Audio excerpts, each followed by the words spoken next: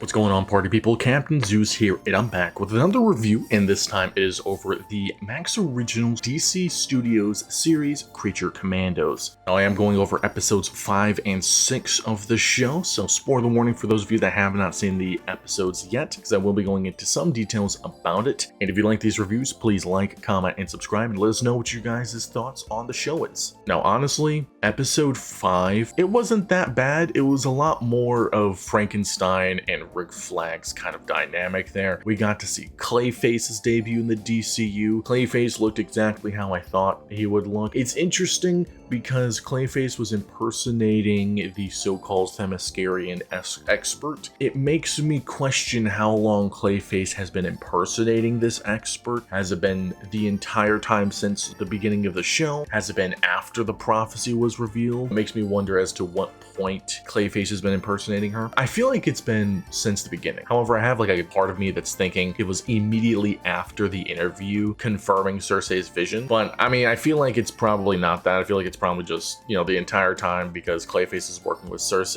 or whatever ends it is. And it makes me question, if does Circe actually have clairvoyance? Is that an actual thing? Well, I know it's an actual thing, but does she actually have it in the series? And if so, was that all fabricated, or was it like potential futures? Because it seems like we're leading up to that vision as is, with the princess gathering her armies and everything, but I didn't see any Gorilla Grodd or any, you know, monkey manipulating things behind the scenes, unless Gorilla Grodd is the one having Circe and Clayface do all these things for him. You know, again, I still think he might be the big bad at the end of this all, but, you know, Frankenstein is certified crazy. That's really the big takeaway I got from this episode. He is absolutely bonkers. This guy has a ton of issues. I don't think anything's really gonna fix it until the bride in the finale like lays it down for him, being like, yo, I hate you with every fiber of my being. You are the worst thing that ever happened to me. But then I still feel like he's not even gonna get the message after that. So I'm curious as to what's gonna happen with him. David Harbour, again, is just absolutely fantastic. As Frankenstein, I cannot wait for him to be in live action. He is literally the best. Now, episode 6 was probably one of my favorites, if not my favorite of the season so far, because it made Dr. Phosphorus like my favorite freaking character. He had such a tragic story. Like, yeah, Weasel's backstory was pretty tragic. It's not like it was Weasel's origin or anything. It was just a backstory. But this was probably it. Dr. Phosphorus takes the cake. He's probably my favorite character now. It's cliche in the sense of it's a scientist trying to do good, but gets turned on by the benefactors, if you will, and becomes a villain. Like, he got Dr. Manhattan in there. It was a pretty bad way to go, but he didn't actually die. And the worst part was that his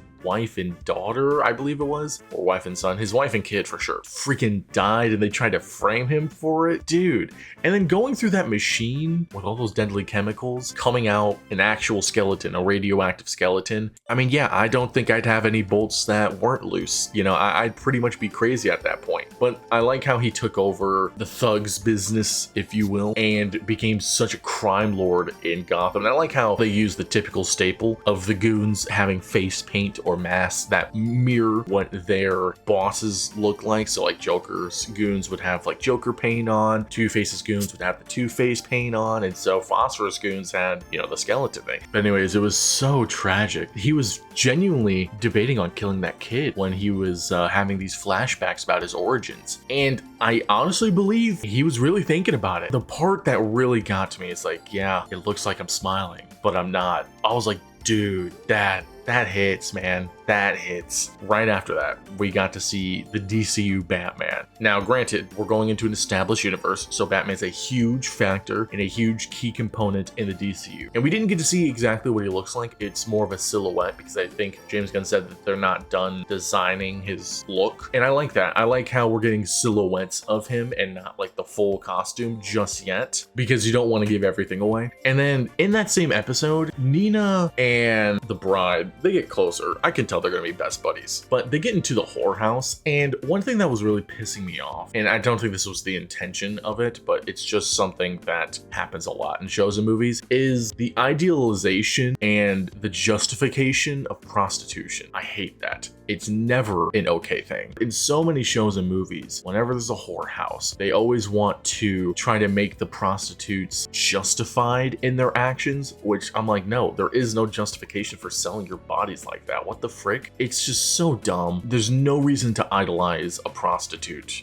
at all, whether they're an internet prostitute or not. OnlyFans. I do like how the bride combating that stigma, if you will, with the fact that being a prostitute, you know, you don't really have any controls. It's a facade, because as soon, like they were just talking about it, and as soon as those metahumans came in, there goes their control. You know, they're all getting beat up. I kind of liked how the bride had the jump on that one metahuman guy as soon as he like walked into the room. I thought that was funny. I'm interested as to what the finale is going to be like, because the finale's next week. We have one more episode left, and it's the finale. I'm interested as to how it's going to go down. I kind of hope it's one of the longer episodes, to be honest. And I know we're going to be getting a Nina backstory, which I am all for it. Nina is queen. I wonder if this is going to help make her relevant, because so far in the show, she hasn't exactly been relevant. She hasn't exactly had a presence, if you will. She's kind of just been there. I mean, I feel like in part it's to help the bride like loosen up and soften up a little bit, but for the most part, Nina hasn't really done anything, so I have no idea why she's even on this squad. So hopefully next episode or the finale, we get to see why she should be on this crew. But nevertheless, I mean, I really enjoyed these episodes. I'd probably rank them, you know, a good 8 out of 10. These are really enjoyable episodes, super fun to watch. I kind of hate that they're so short, and I kind of wish that the show was longer. I'm not a big fan of this being like, what, 7 episodes, 8 episodes? Not a fan of that, but nevertheless, I'm still into this. I think we got a season 2 confirmed already, so I'm looking forward as to what that's going to entail and who the new monsters are going to be and where that takes place in the timeline. But what did you guys think? Let me know in the comments below your thoughts on Creature Commandos and these latest episodes. I'm Captain Zeus, and I will catch you guys later. See you.